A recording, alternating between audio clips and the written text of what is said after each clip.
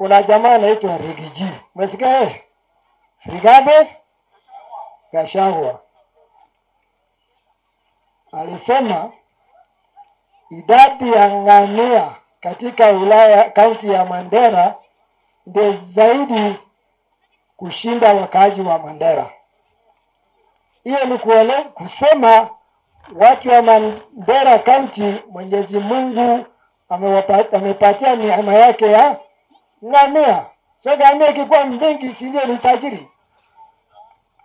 Number 2, alisema wale wanafanya kazi katika Garissa town mchana, ikifika usiku wanaenda kulala Somalia. Mlisikia hiyo?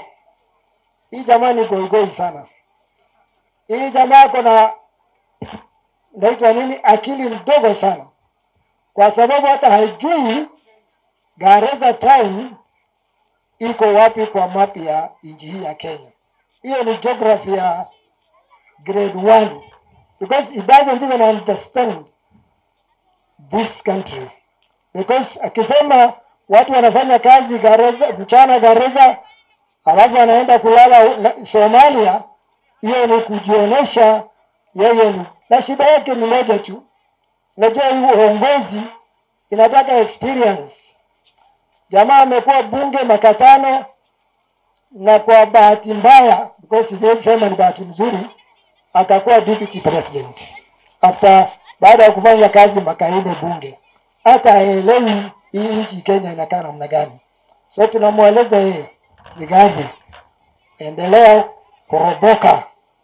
Watu wa Mandera is not guest to anybody in this country. Hata tulifika Kenya mbele yake. So kwanza rudi class, ajue map ya Kenya inakaa namna gani.